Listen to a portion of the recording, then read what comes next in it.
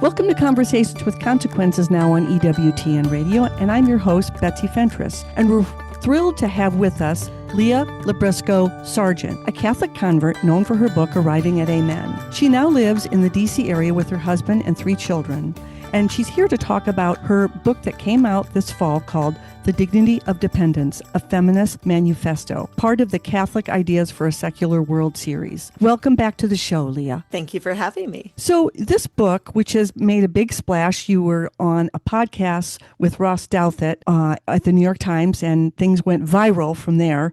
But let's talk about what inspired this book.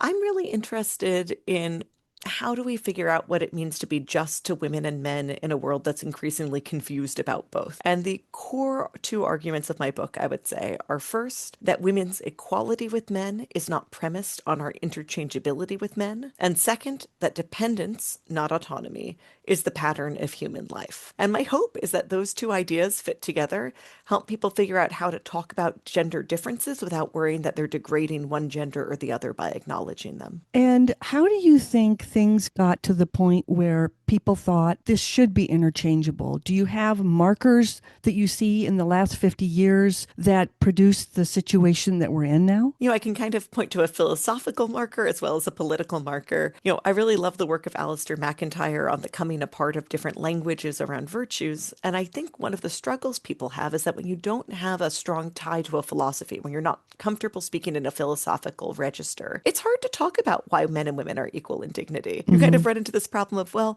what does it mean to be equal? What does it mean to be dignified? And you can sidestep all that if you just say, well, look, men and women are basically the same. And if they're basically the same, differentiating between them is not only discriminatory, it's arbitrary, it's made up. But once you take that tone, anytime you run into the very real differences between men and women, you're very tempted to cover them up, because to acknowledge those differences will destabilize your claim to equality. So I think people get there with the best of intentions, that they really have their heart pulling them to a truth that men and women are equal in dignity. They don't know how to ground that truth. And then they make compromise about how they describe the world to hold on to what they know to be true but can't articulate or justify. And of course, the more obvious political consequence is Roe versus Wade.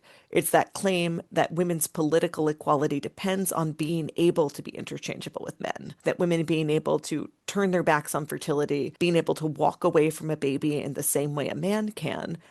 For a man, it only takes cowardice to abandon a child he's fathered, but for a woman, it has to involve an abortion. And that claim that men and women cannot be equal when they have these different asymmetrical relationships to a child, I think has really driven a very painful way that people can't acknowledge the reality of what it means to be an embodied woman. Well, you talk early on in the book about how the world is not really made hospitable for women. Can you give a couple of examples? I mean, they were just marvelous, whether it's you're talking about the automobile industry or the kitchen design. Tell us a little bit about that. Absolutely. A lot of these kind of fall into the pattern that we design something neutrally to accommodate everyone, but we make that neutral male tilted. So it's an easier neutral for men to use than women. One example that stood out to me, I think was highlighted originally by Caroline Criado Perez, is that many surgical tools are kind of proportioned for men's larger hands rather than women's hands. And there was a kind of funny, sad study where they evaluated surgeons on their dexterity, and women scored higher for how dexterous they were with their hands, and they scored again on how dexterous they were with their tools. And that advantage the women had was neutralized because their tools were harder for them to hold, harder for them to manipulate. They used them against the grain of their design, holding them differently so that they could manipulate them accordingly. And I think we kind of see again and again in different parts of human life that we design a normal that doesn't actually fit very many people, particularly women, but it will always exclude some men as well, rather than thinking, how do we make all people welcome using this tool, navigating this house, working in this workplace?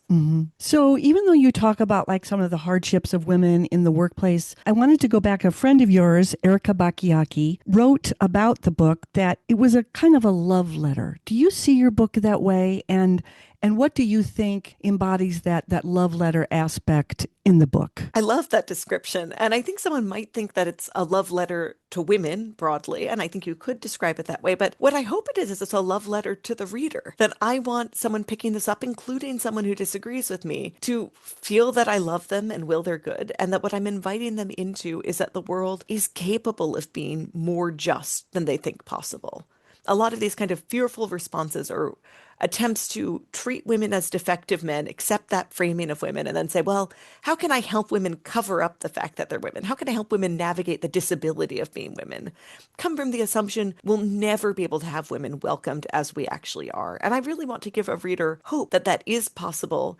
It's worth fighting for, and some of the painful compromises she's made don't have to be the pattern for the rest of her life. And so you talk a lot about how women are looked at as sort of disabled because they have this thing called pregnancy that happens to them. Talk a little bit about that and how we combat that, how we come to see that as you talk a lot about these interruptions that occur, whether they're monthly for women or in pregnancy. How do we integrate that more fully into especially the workplace? Because you talk a lot about the workplace. Absolutely. There's a lot of ways the, natural embodiment that we all experience, but particularly for women, is treated as though it's a design flaw, that's something going wrong with women that hopefully we can fix for them. There are people who really focus on this with respect to the menstrual cycle and periods that, well, men don't bleed all the time. They don't have this variability in their hormone response. It's flatter for them. There's not this natural cycling.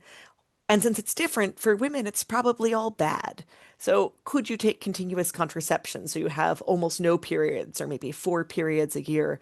Not because you have debilitating periods, just because, as one of the doctors says, well, look, doesn't this set the girls behind the boys? They might have their period during an exam, a boy never will. So shouldn't we restore to them what they ought to have? And I think this framing just concedes that there's something bad about being a woman. When Mm-hmm. what's often the case, and this is something where I really borrow heavily from disability advocates or disability theorists, that assumption that what's bad here is who you are, not how we respond to who you are. Mm-hmm. And that there are ways of being more accommodating. I look at this particularly with regard to nursing and pumping at work, especially, Yes. where I don't think there's anything wrong with using a breast pump. I managed to avoid it, which was my preference for my first two babies, and then did rely on it to be able to work 2 days a week in the office with my third. But a Mm-hmm. lot of the time, the way we design these tools is not ordered to the good of the woman or to the good of the baby. It's ordered to the good of her boss.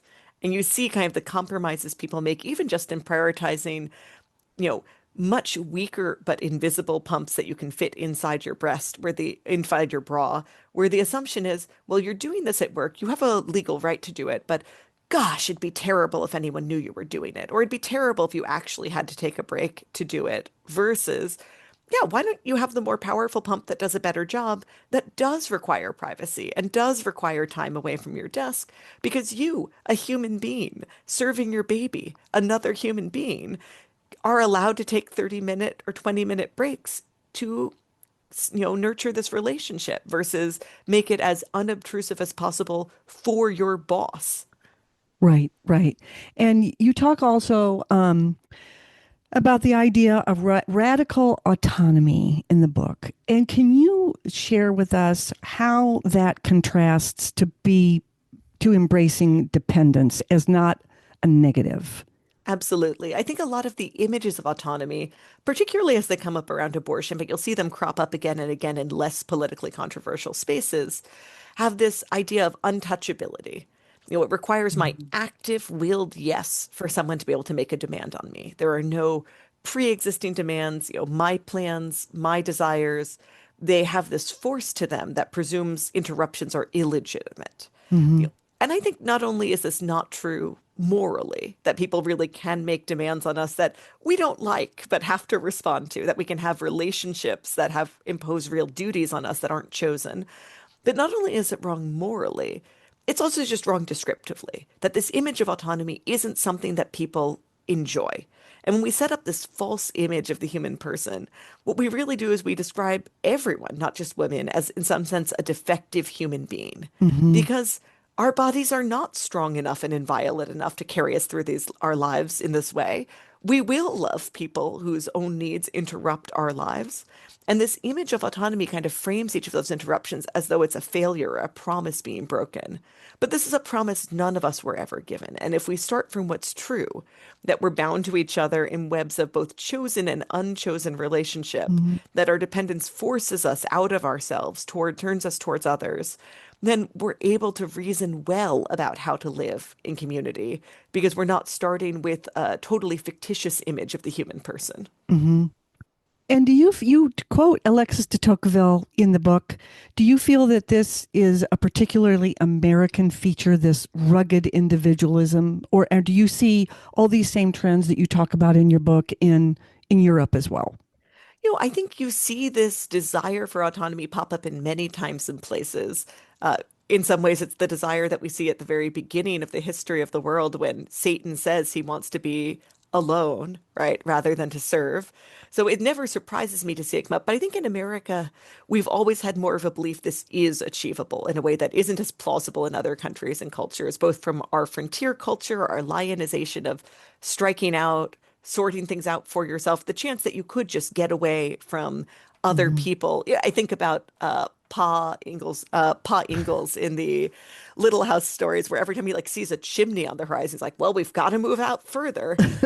That's a very American ideal. In Europe, you can't go that much further out most of the Hmm. time, and Hmm. there's both admirable elements to it. I like the desire to take risks, to do big things, but it's all got to be framed against that fundamental truth of you will never find a frontier far enough to go to where you will be able to exist alone, because even if you set up your own house by yourself with no family, you remain entirely dependent on God. You remain in relationship with the natural world around you. And that's a theme that goes all through your book, whether you're talking about disabled people or elderly people or children and then children in utero.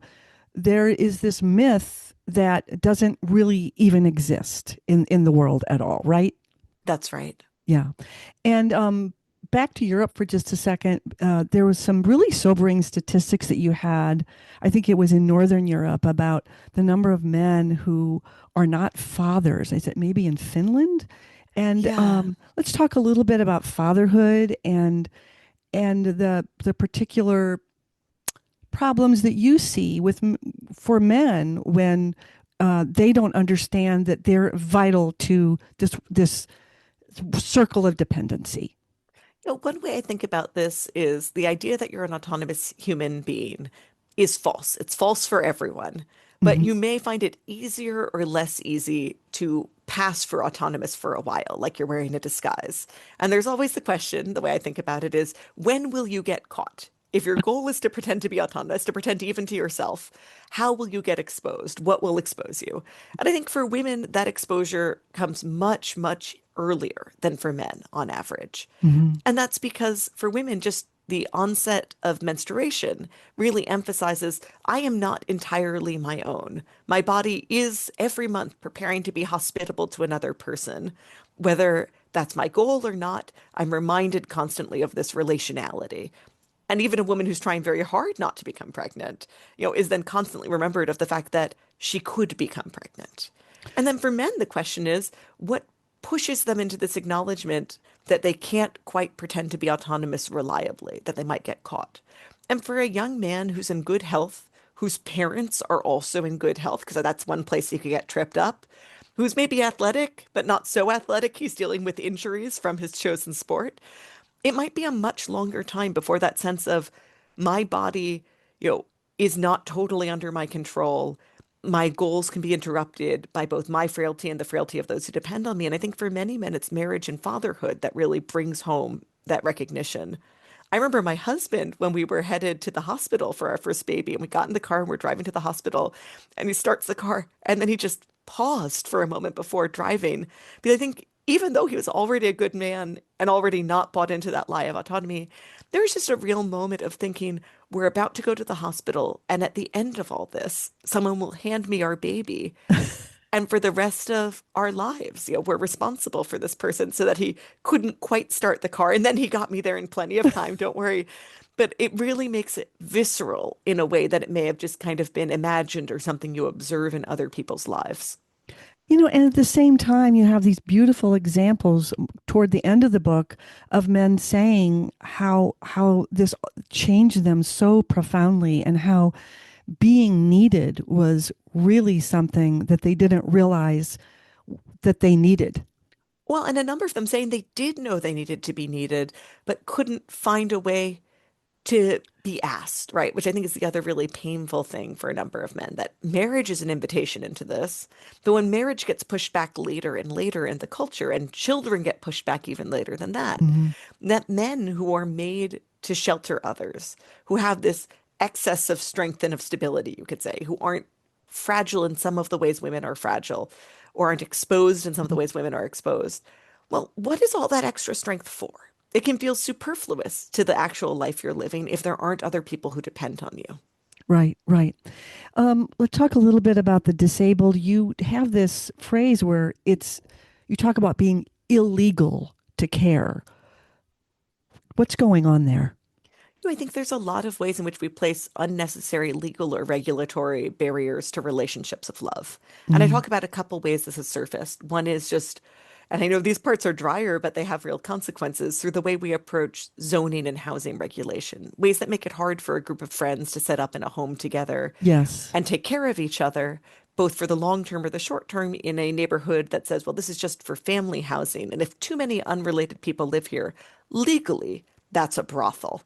And Hmm. you might think these are purely outdated, but people really go to the mats to enforce them because they have a very narrow sense of what their neighborhood should be, and it's not amenable to younger folks who want to start building a life in community, not in a bunch of isolated studio apartments. Hmm. You see this also in kind of the different pressures that parents face of how can we find a way to have some level of childcare for our kids that leaves us room for more time with our kids. Some states make it easier for you to turn to family care, even if you're getting childcare vouchers, and treat it just the same way. So if my mom is watching my kids, but I'm eligible for childcare vouchers, I could use that to help compensate her. Some treat those relationships of family care as suspect, as though, well, if family's doing it, that doesn't really count. We're only here to support people who want a stranger to take care of their baby. And I think that's just profoundly unjust. You have so many good examples of that about how the tax laws and Social Security and what's considered a credit. And it really struck home for me. I had a sister who took care of two disabled men, and she bought one of them a Coke one day, and she got written up. And you talk about this with SSI of how if the family gives anything to this person, then they'll deduct it from how much money they give these people who are not making, who are not receiving a very large stipend every month anyway. But that story that you wrote about really hit home because my sister got in big trouble and almost lost her job over that. No, it's one of the most brutal ones. So people on SSI, these are people who have disabilities that keep them from working, but Mhm. haven't had a long enough work history to qualify for a more generous disability program. They're kept to very tight asset limits of $2,000 for an individual is all you can have at the bank at any time. If you go over just a little, you're kicked off. And 3,000 for couples. So two people who want to get married will have to shed $1,000 worth of their assets to be allowed to get married. So you require people to immiserate themselves to benefit from this relatively stingy program. And then on top of that, just as you said, if your parents make you dinner and drop off dinner or groceries, you have to deduct it dollar from dollar for your monthly benefits. And if you stay in your parents' house, you have to deduct the imputed rent they would have charged a boarder who was a stranger, no matter that your parents have really no price for that because they don't want a stranger to live with them. They want their son to live with them. The government treats it as though they're trying to cheat the Mhm. government out of money. So let's talk a little bit about blessings as a burden. And I would also love you to talk a little bit about how pain is necessary and this idea of, you use the word frictionless, that we're moving toward wanting a frictionless life. What is the problem with that? And why is pain sometimes good? And how are burdens blessings? I think the biggest way that pain can be a good thing, even though it's not something we desire, we're not masochists, is that pain is a way of helping us navigate the world. Hmm. I had a coworker once who had sprained his ankle and was like, well, I'm a pretty tough guy. I'm just going to keep walking on it till I get home. And this was ridiculous. And he had a much harder recovery because of it, because his pain was not just a problem that he could ignore. His pain was telling him something about Hmm. his ankle. And Hmm. what it was saying was, get off your foot. And I think in a lot of ways we say, well, how can I mask this pain instead of listening to what it's telling me? And when women have these kind of pains, physical or emotional, from navigating an unjust demand, often the help they're added is, how can you mask this pain either from yourself or at least make it so it doesn't bother other people? Hmm. Rather than, well, this pain is a signal that something is wrong. How can we address that root cause? And one thing I really love, that idea about friction. This is a quote from Wittgenstein, who, I'll be clear, is not someone I would actually turn to for parenting advice most of the time, but he has this one beautiful quotation that I love, which is, we have got onto slippery ice where there is no friction. And so, in a certain sense, the conditions are ideal. But also, just because of that, we are unable to walk. We want to walk, so we need friction, back to the rough ground, that we can kind of almost pull ourselves away from the reality of the world, the reality of embodiment, because that makes it less uncomfortable. There's less friction, but that at the same time distances us from being able to live truthfully. Hmm. Do you see signs that things are changing in this direction, that young people are looking again at family life? And I know we have some pretty dire statistics for fertility and replacement rates, but tell us some signs that you see that maybe people are looking for these communities of dependence, whether they're going back to near where their family live or they're caring for, maybe their nieces and nephews. What are some signs you see? So I will say on net, the signs are not good. That we Okay. do believe, based on the data, that more and more women, and people tend to frame these surveys through women who want children, will wind up with none because they'll have trouble matching in marriages, trouble having kids in the window they want to. And that number of kind of bereaved isn't quite the word, but bereft women who hoped for family life and didn't succeed in finding it is going to be larger than ever.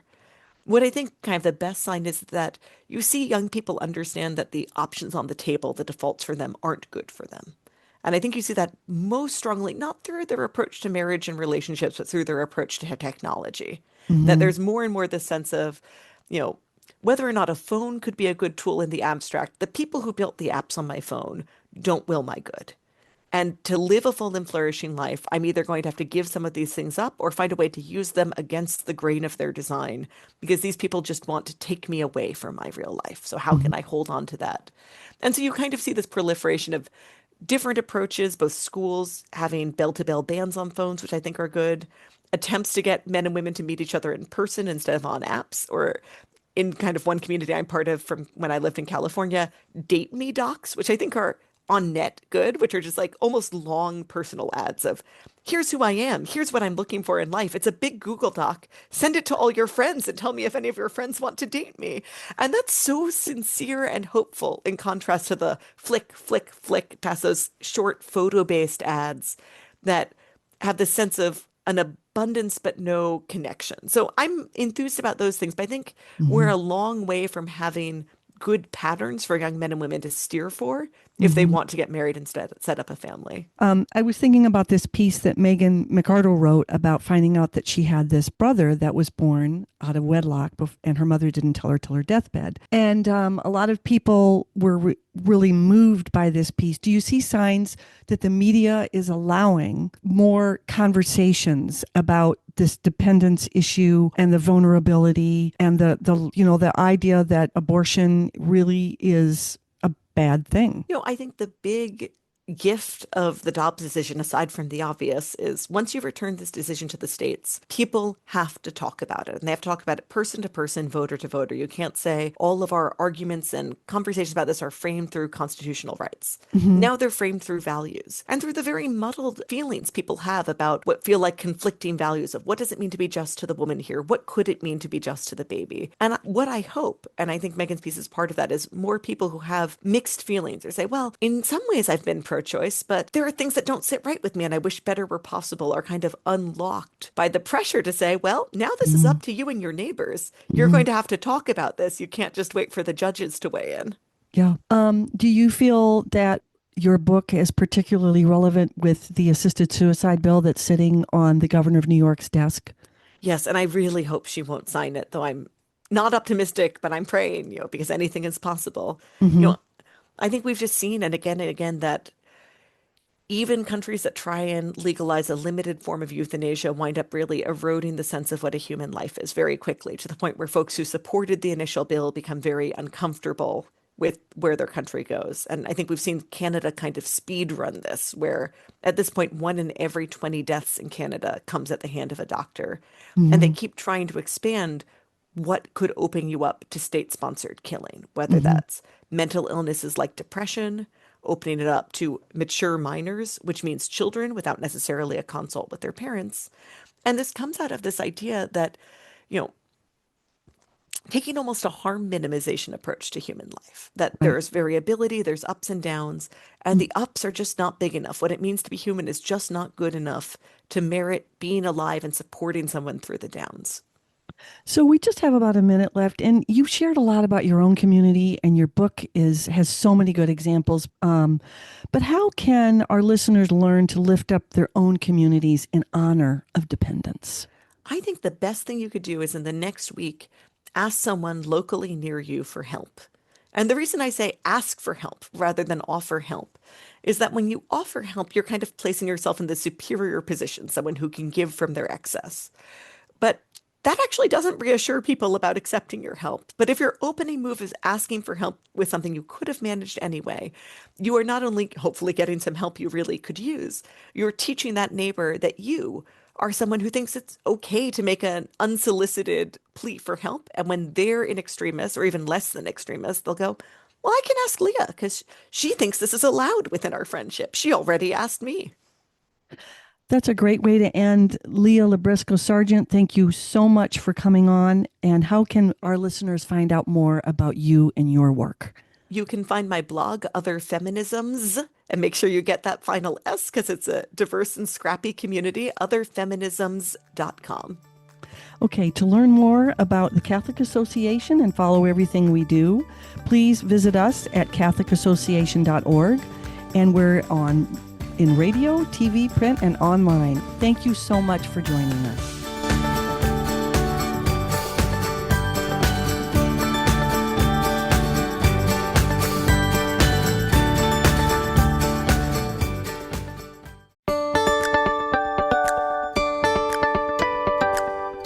Welcome back to Conversations with Consequences, where I am joined by our resident chaplain, Monsignor Roger Landry, with some very big news from his archdiocese.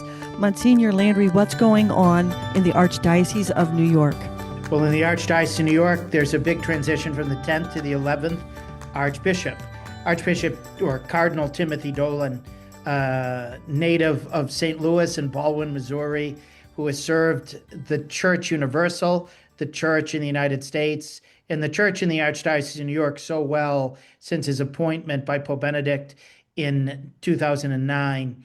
His resignation, which he submitted February 6th this year on his 75th birthday to Pope Francis, was accepted by Pope Leo, and Pope Leo appointed a fellow South Chicagoan, now Archbishop designate Ron Hicks, the present Bishop of Joliet, Illinois, to take Cardinal Dolan's place as the 11th Archbishop of Chicago. So the first thing we have to say is congratulations to Archbishop designate Hicks, who's a wonderfully affable young bishop who's only 59, who's served very well out there in Joliet, but an enormous and appreciative thank you to Cardinal Timothy Dolan, who has been one of the most influential American prelates in the last several decades, not only through his tenure at the North American College in Rome, where he was rector, training 9 classes of future priests for the U.S., but then as an auxiliary in St. Louis, as the Archbishop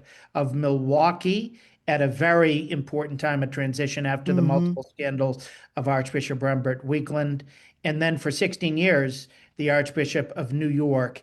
I wrote a piece for the National Catholic Register earlier the day of the announcement to just highlight how grateful we need to be, because Cardinal Timothy Dolan has been the personification of the good news of Jesus Christ, not just a herald of the gospel, but someone who would show what it looks like even before he would very eloquently proclaim it. And so huge, huge day for the church in the Archdiocese of New York, and because of New York's prominence in the church in the United States and in the world, in the national and international scene.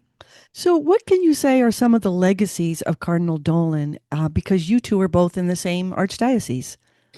Yeah, Cardinal Dolan first was my rector, so he formed me to be a priest. He was the one who approved me for holy orders and recommended that Bishop, or now Cardinal Sean O'Malley, ordain me a deacon and then a priest, etc. Um, so I've known him for over 30 years now, Mm-hmm. and he's been a mentor to me. He was the one who originally suggested to the Apostolic Nuncio to the United Nations, who was looking for somebody to do multiple jobs at the Holy See's mission to the UN. The priest you need is Roger Landry, and who's Roger Landry, and started that whole process without my knowing anything. Cardinal Dolan likewise had asked me to become the chaplain um, at Columbia University, and then he's the chairman of the board for the Pontifical Mission Societies, and was the one who called me to see whether I would be interested in serving in this position, and one way or the other, would I take it if it were offered. And so he's had an enormous impact on my life. But I think his great legacy beyond just me is he was one of the greatest preachers we've seen since Fulton J. Sheen, an Mm-hmm. extraordinary communicator. Second, he showed a real confidence in the gospel. He is the icon of what we might call affirmative orthodoxy, that all parts of church teaching are part of the good news. It's not part of the bad news. But we got to believe in, we got to be able to preach that positive stuff. We've got to live that way. He clearly did. Third, he showed the happy face of the church. He was the Yes. smile and the boisterous laugh of the mystical body of Christ. I mean, Mm-hmm. he would walk into the room with so much enthusiasm and energy and so much brightness. I mean, he'd lift everybody up by his infectious personality. The priests of New York are so grateful for his individual care for them. He would regularly phone on their anniversaries, on their birthdays, as soon as they were getting settled into a new assignment, to see how that was going, any death of family members. Cardinal Dolan is one of the most effective prelates alive on the phone. I mean, he's just constantly calling. They're short phone calls sometimes, 1 or 2 minutes, but everybody very much appreciates that. And, I have to say, one of the things I put in my article was, if St. Patrick's is really America's parish church, and it is, it's got this massive, really impressive live stream that everybody watches all over the country, then Cardinal Dolan really is America's pastor. Mm-hmm. And like he celebrated the 10:15 Mass every Sunday. Not every bishop can be found in his cathedral on the Lord's Day. He was found every Lord's Day in his cathedral. But not just that.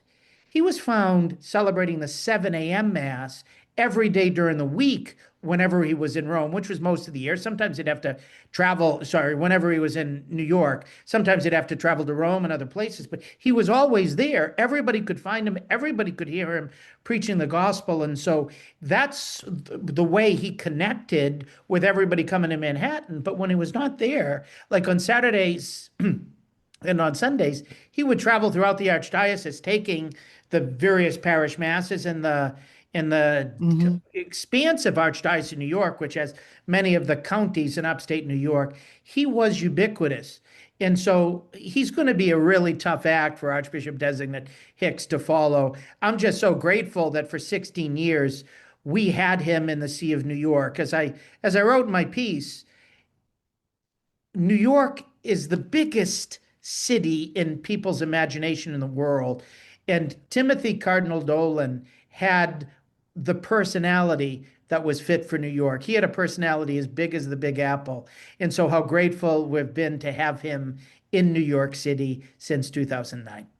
I had the privilege of having him confirm one of my children in St. Louis. And so I share your joy and your enthusiasm for him, and we wish him well. And we can't wait to see the next chapter with the designate, Archbishop designate. Archbishop designate. If you go from priest to bishop or archbishop, you're archbishop elect or bishop elect. But if you're already a bishop, it's archbishop designate. Okay. So thank you so much, Monsignor Landry, and we'll look forward to talking to you next week about Christmas.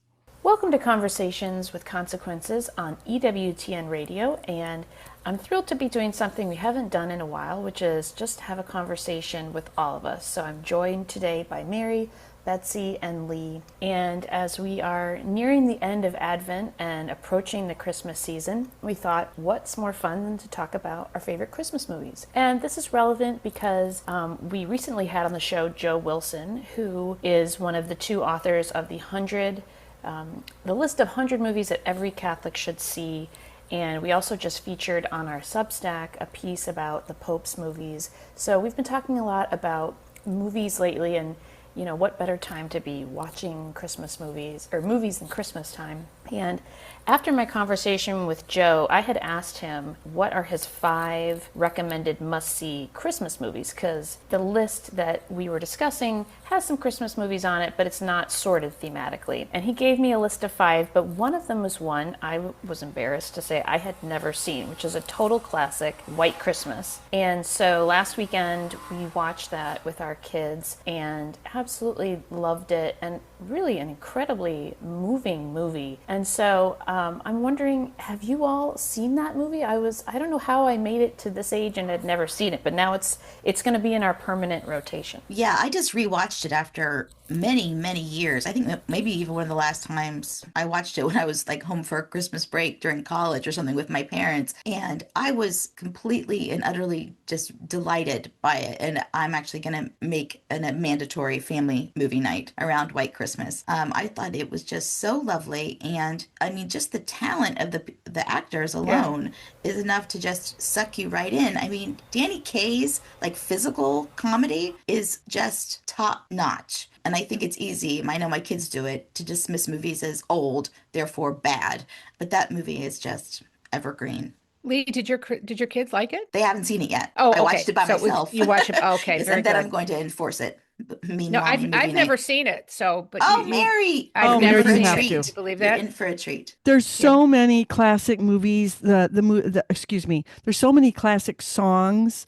Sisters, Snow, Count Your Blessings, Blue Skies, and of course Bing Crosby singing White Christmas. I love that movie. Well, and I'm increasingly finding that I'm trying to curate movies for my children that have uplifting themes. Yeah. And you can't say that about really increasingly most movies that are being made.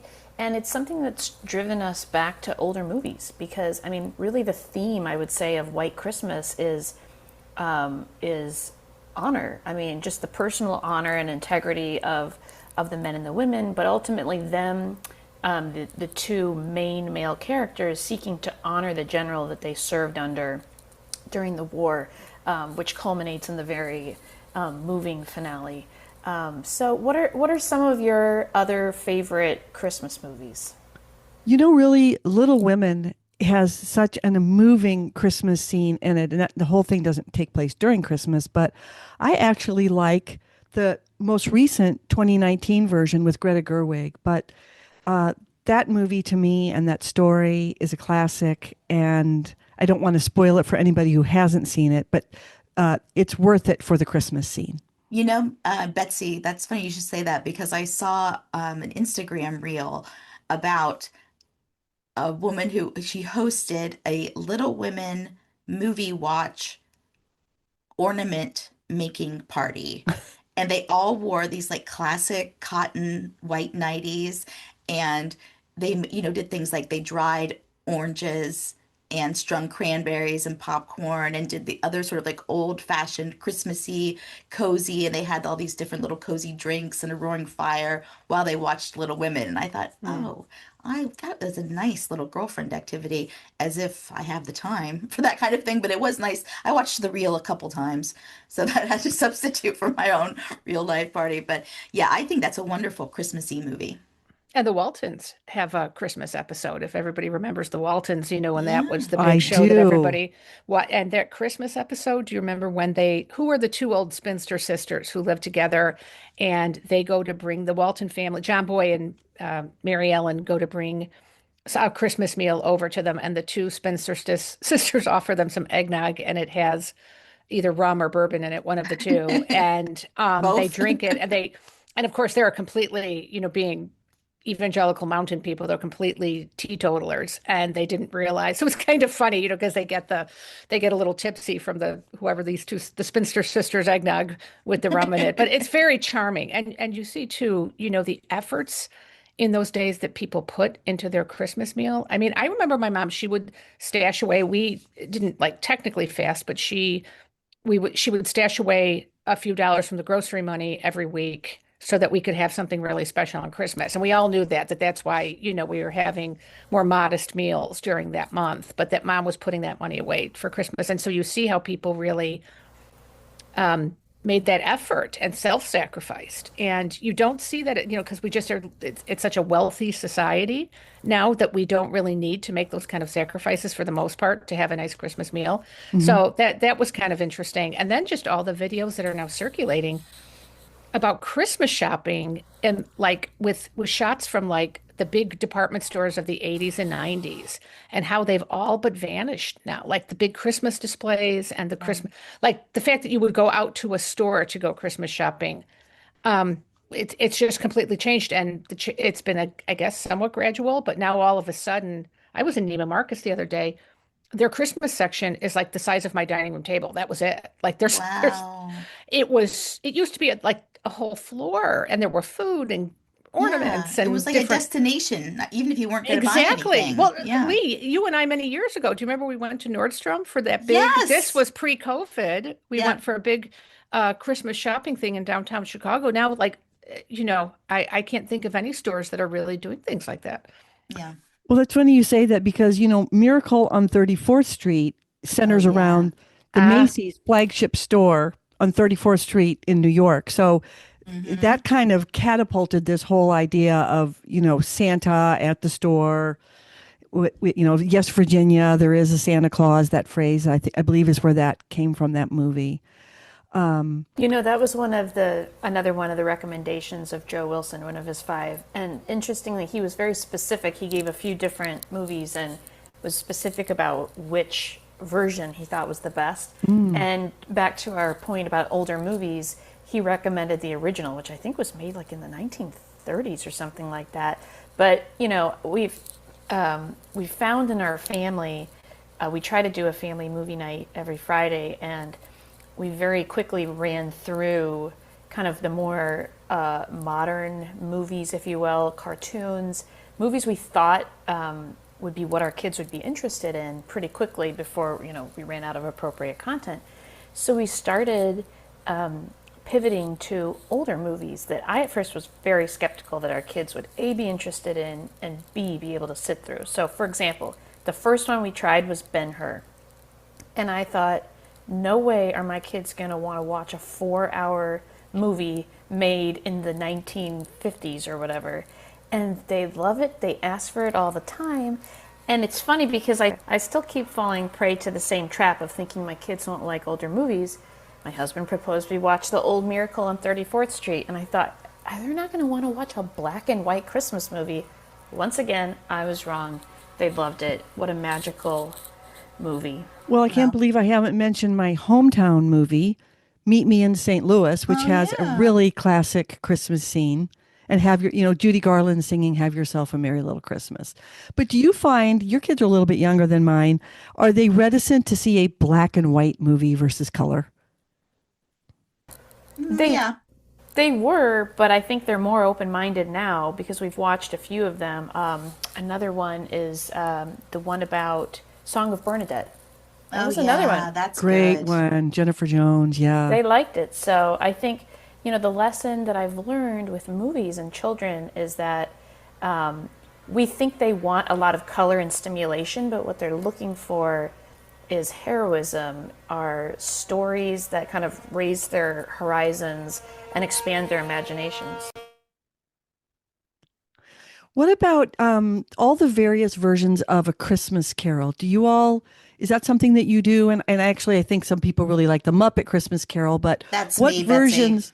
what versions do you all like of the Christmas Carol? oh, I love that one of the older ones. Oh, I'm trying to think who plays Scrooge in it. It's PBS rebroadcasts it every year, but it really is terrifying. I mean, it Yeah, it's shows scary. the effect of personal sin, especially in those in Hmm. those scenes where he's wearing, the chain of my own making. I forged this chain link by link, and whoever, oh, I'm trying to think of the name of it. It'll come to me. But it's one of the old black and white versions, and I do think the black and white look is actually makes it even more scary than some of the colorful Muppet ones. I find it hard to take the Muppet ones seriously, Lee. It doesn't.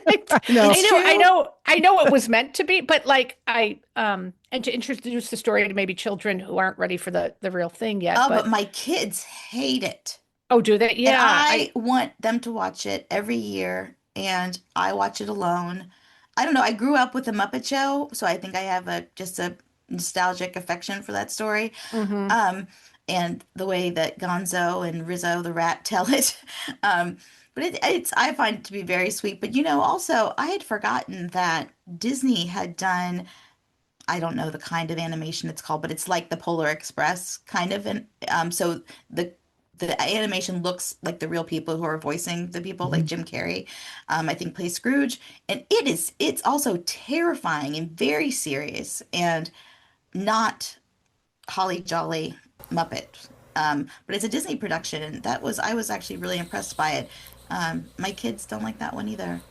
Yeah, and hmm. I also love another one they hate that I love is Emmett Otter's Junk Band Christmas. Jug Band Christmas. It's a very, very old Jim Henson production, about it's kind of like the gift of the Magi, told with river otters and bands. And it's I don't know, it's I don't know. I might not be selling it to anybody today, but it's really good, and it's on Disney Plus if you have that. Well, Well, one black and white movie that was actually on the Pope's list of favorite movies that just came out is It's a Wonderful Life. So, it's So Yeah, another that's and that another classic the is for you. iconic yeah, Christmas movie. hard to beat. yeah. Well, And Ashley, I'm surprised you've been holding back on the movie that your kids basically want played on repeat all through the season. Oh, The Star, yes. And Oh yeah, that's actually, good. no. So I think one of my favorite interviews that we've done on this show was with Tim Reckert. I think Betsy and I did that last year, the producer of The Star.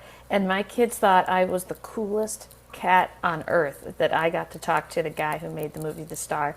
But no, mm, that's a very sweet Christmas classic in our house. It's a beautiful retelling of the nativity story through the eyes of the animals, and I highly recommend it. It's fun. It's got humor that adults can laugh at. It's got humor that kids can laugh at, but it's also just a very sweet story. And I remember when we talked with Tim about it, talking about the fact, it's just always good to reflect on the fact that there were animals at the nativity, hmm and that God chose animals to have to be a part of the nativity story. hmm There's And of course, another all sweet one about animals that's again maybe it's a really really old Disney movie, maybe from the 60s. And it's not even a movie, it's like 30 minutes, but it's called Small One, and it's about this weak little donkey that's beloved by this little boy who fights to keep him, and it's sort of like what's the point? He can't carry the loads, he can't do this, you have to sell him, but he ends up selling him to the Holy Family. mm. So that, anyway, it's all, I think it's just Oh, another, it's just a sweet story. It's attractive to especially small children, but well, in the day when mainstream movies could still talk about, the birth of Christ as the reason we celebrate Christmas. It's very sweet. Small one. And the Rankin and Bass, claymation Oh, yeah. shows are all. I was kind of reflecting back on the Little Drummer Boy, which I just love as a song, which of course they made into this movie. And one of my daughters was saying, "Mom, like they let little kids watch this because there are some really horrible, Really, violent scenes in really. there when the parents are killed, when the parents are murdered." And they set their house on fire and they take the little drummer boy and throw him out the window. And the mom is screaming, run, run, run. And he runs. And then, like, that's how he gets captured into this caravan that winds up going to Bethlehem. And Yeah. that they would, I mean, and that was like geared towards 5 and 6 year olds. And I'm not, there wasn't a lot of protection of kids' innocence in that regard back in those No. days. But, There's another movie by those people that I accidentally watched because we happened to find Rudolph on, which is a mhm. favorite of my youngest right now. And right after it, it's called something like The Leprechaun and the Christmas Gold. Mm, And it is really scary.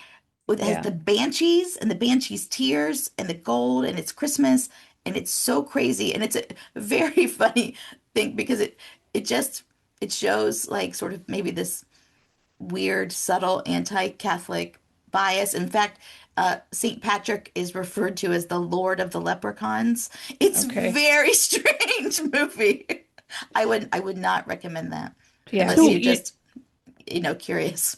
did you know that Die Hard is considered like the most popular Yeah, Christmas movie ever? Isn't that sad? Would yeah. someone explain why to me, please? Because I don't move in that the Die Hard world. Is there?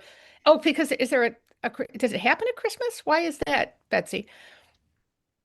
No, Betsy doesn't know. Does anybody know? I've never seen Die I Hard, don't so know I either don't know. because for me, I don't know if it's a Christmas movie, but I just qualified as a boy movie, and I've Yes. never seen Okay. it. And I Yeah, don't have any boys, so yeah, that probably could explain it. You right. know what's kind of an interesting, and it is a movie length feature. It's an hour long. Is from the old PBS show Arthur, which was a very beloved show. Yeah, My children loved it, and until like the last year where they went very woke and they had one yeah. of the male characters marry another male, and unfortunately they kind of ruined it because it was a very everybody could watch it and learn something from it.